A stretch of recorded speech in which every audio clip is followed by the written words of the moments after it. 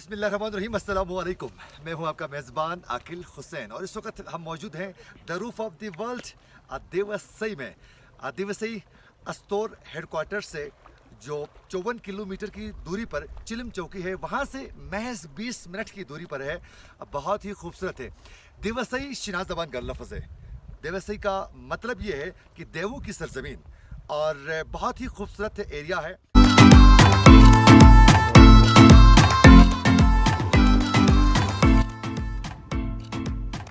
और इस वक्त हम देवसई का जो माथे का झूमर है श्रेव लेक में इस वक्त हम मौजूद हैं।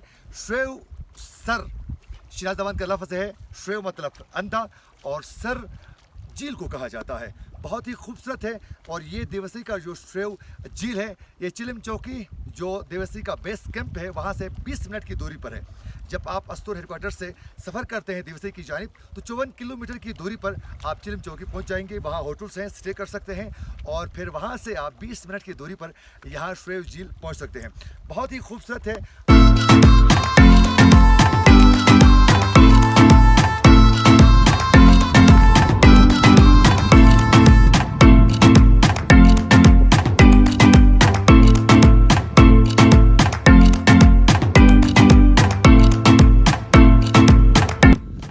ये नंगा पर्वत है और देवसई झील में पहुंचने के बाद आप आराम से नंगा पर्वत का भी आप यहाँ से नज़ारा कर सकते हैं।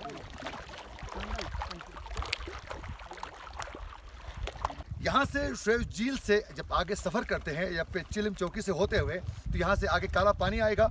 और काला पानी शिनाज़ ज़बान का लफ्ज़ है किणुवई, जिसको काला पानी कहा जाता है। और उसके अलावा आगे जब सफ़र करते हैं आप वहाँ से तकरीबन 45 मिनट का जब सफ़र करते हैं तो बड़ा पानी आता है।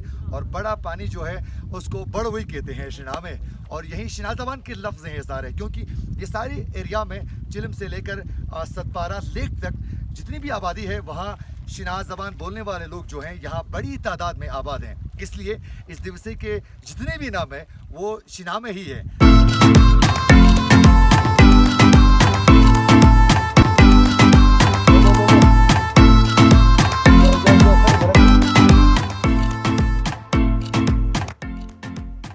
देवसई में जब भी आप लोग आते हैं तो यहाँ वाइल्ड लाइफ वालों की परमिशन के बाद आप फिशिंग जो जोन है वहाँ आकर बाकायदा वाइल्ड लाइफ वालों की परमिशन के बाद यहाँ फ़िशिंग कर सकते हैं।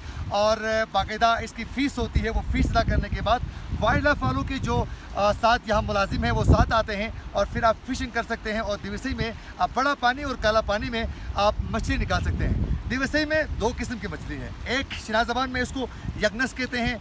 इस मछली में कांटे बहुत ही कम होते हैं। और ये दूसरा देसी जो फ़िश है, इसमें कांटे थोड़े ज़्यादा होते हैं और लजीज़ थोड़ा ये जो यखनस कहा जाता है इसको, ये थोड़ा ज़्यादा लजीज़ भी हुआ करता है। देवसई में तकरीबन 4 मुख्तलिफ जोन्स हैं।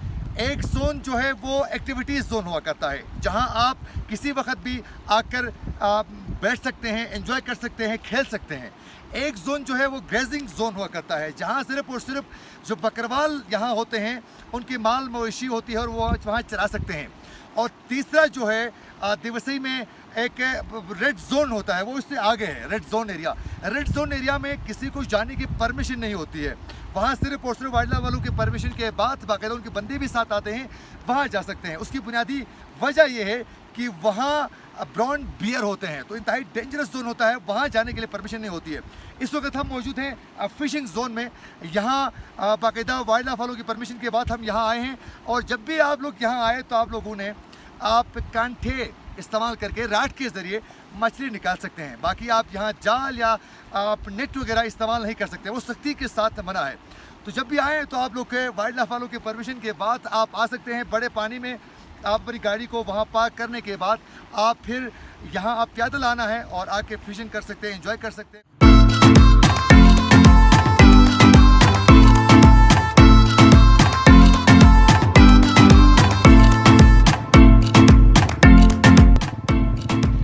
इस वक्त हम मले मलिक टाप पर पहुँच चुके हैं। ये देवसई का फाइनल हदूद है सिकरदू की साइड में, सतपाड़ा एरिया की साइड पर, और यहाँ से मैक्सिमम 1 घंटे की दूरी पर सिकरदू शहर है।